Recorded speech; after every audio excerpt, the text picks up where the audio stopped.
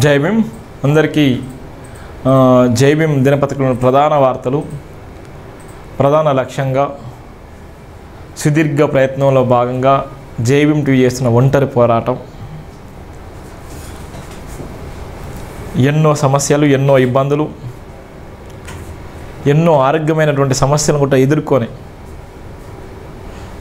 గత 2 రోజుల కంచెలి కొంత జ్వరంతో బాధపడుతూ కొద్దిగా కోల్డ్ అయినప్పటికీ కూడా మార్నింగ్ లైవ్ చదివేటువంటి ప్రయత్నం చేసినప్పుడు కూడా కొద్దిగా బాడీ సహకరించాలి. అందువల్ల నేను 2 రోజుల కంచెలు నేను లైవ్ మాట్లాడలేకపోయాను.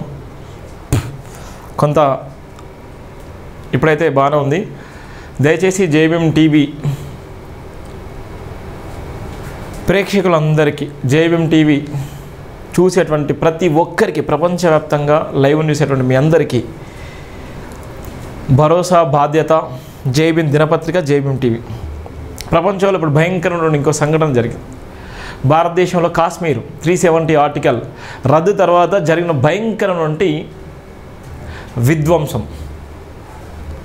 అలానే ప్రవీణ్ పగడాల అన్న విషయంలో నిన్నటికి 1 రోజులు కంప్లీట్ అయిపోయినటువంటి రోజు. మరో పక్కన కాశ్మీర్లో టూరిస్టులమైన దాడులు, 28 మందిని పొట్టన పెట్టుకున్నటువంటి కేంద్ర ప్రభుత్వం ఎంత భయంకరమైన కుట్రలు చేస్తుందో. రాజకీయంగా వాళ్ళ అవసరాలను కాపాడడం కోసం, రాజకీయంగా నిలదొక్కుకోవడం కోసము సామాన్యులను పొట్టన పెట్టుకున్నటువంటి రాజకీయాలు. ఎంత భయంకరమైన రాజకీయాలు అంటే అంత భయంకరమైన రాజకీయాలు. ఎడిపోతుంది ప్రజాస్వామ్యం అంటే పలుకుబడి ఉన్నటువంటి రాజకీయ నాయకుల చేతిలో కబంధ హస్తాల్లో బందీగా ఉన్నటువంటి పరిస్థితి. ఎంత దారుణం అంటే అంత దారుణం. నేను ఎందుకు ఈ విషయం చెప్తున్నంటే, ప్రవీణ్ పగడాల నిన్న జరిపినటువంటి రోజు ఏప్రిల్ 24, నిన్నటికి బరాబరి నెల అయింది. 1 రోజులైన జీవితము, 1 రోజులైన లైఫ్, 1 రోజులైన కుటుంబానికి దూరంగా ఉన్నటువంటి సందర్భం, 1 రోజులైన పిల్లలకు దూరంగా ఉన్నటువంటి సందర్భం, 1 రోజులైన పరిచర్యకు దూరంగా ఉన్నటువంటి సందర్భం, 1 రోజులు సమాజానికి మొత్తానికే లేకుండా ఉన్నటువంటి రోజులు. ఆయన నిజంగా చంపేసినటువంటి వ్యక్తులు ఎవరైతే ఉన్నారో, ఎవరైతే రిక్కి చేసినటువంటి వ్యక్తులు ఉన్నారో, ఎవరైతే ఆయన కిడ్నాప్ చేసినటువంటి వ్యక్తులు ఉన్నారో, ఎవరైతే ఆయన కేసు విషయంలో మాట్లాడిన సందర్భంలో కుట్ర కుతంత్రాలు వేసినటువంటి రాజకీయ నాయకులు ఎవరైతే ఉన్నారో, పోలీస్ అధికారులు ఎవరైతే ఉన్నారో వాళ్ళందరికీ తెలుసు. ఆత్మసాక్షిగా వాళ్ళందరికీ తెలుసు, ఆత్మగౌరవ సాక్షిగా వాళ్ళందరూ తెలుసు. క్రైస్తవ సమాజానికి అంతా తెలుసు, క్రైస్తవ సమాజానికి అంతా తెలుసు ఎవరు ఎట్లా జరిగిపోయిందని. కానీ చైతన్యము వస్తూనే ఉంది.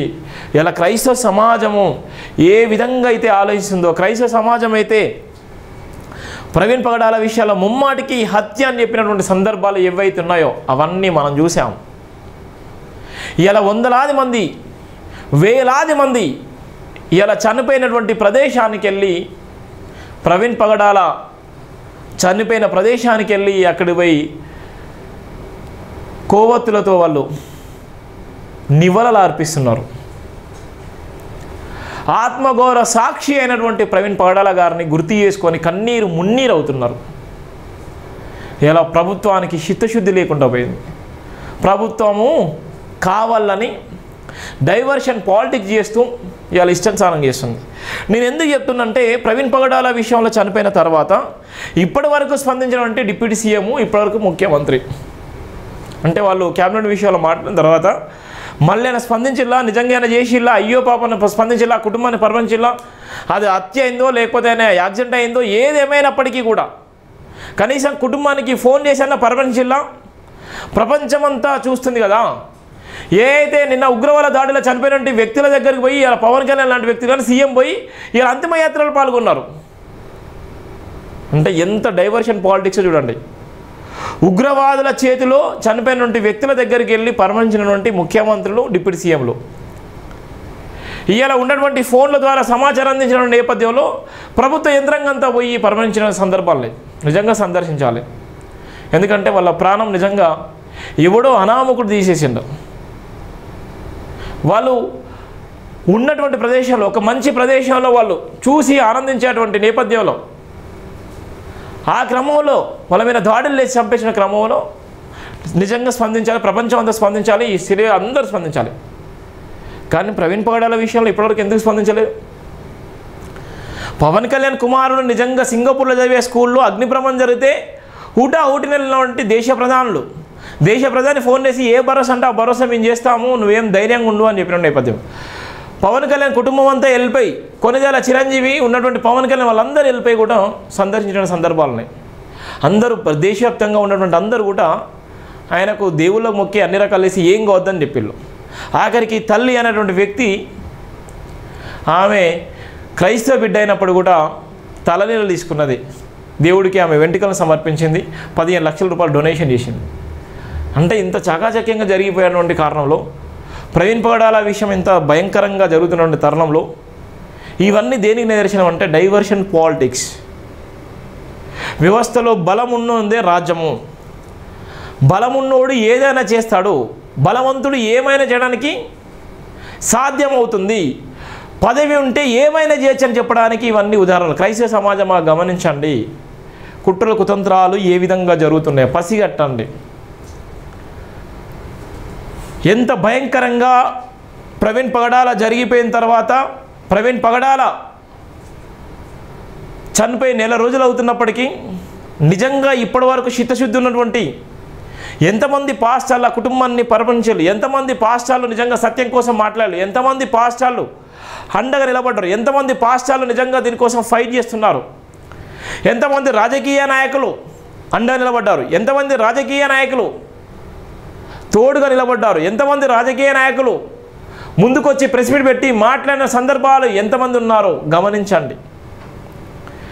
ఇలా చీప్ పాలిటిక్స్ చేసేటువంటి చాలామంది, ఇలా ఇష్టానుసారంగా చేసే చాలామంది, ఇలా భయం గుప్పిట్లో పెట్టుకొని బతికేటువంటి క్రైస్తవ సమాజమా బయటికి రాండి,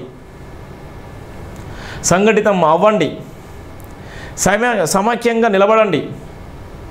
మీరందరూ ఒక యూనిట్గా ఉంటే, మీ అందరూ ఒక సంఖ్యాబలం మేము ఉన్నాము అని చెప్పుకునేటువంటి ధైర్యం ఉంటే బైబుల్ పట్టుకొని బైబుల్ సాక్షిగా జీసస్ని అనుసరించేటువంటి వ్యక్తులుగా ఈ సమాజంలో ఆత్మగౌరవంగా బతికేటువంటి ఆర్టికల్ 19A ప్రకారంగా మేము కూడా భావ ప్రకటన స్వేచ్ఛలో భాగంగా మేము బతుకుతామని చెప్పుకునేటువంటి పరిస్థితి ఉంటే మీ అందరికీ జైబీఎం టీవీ అండగా ఉంటుంది.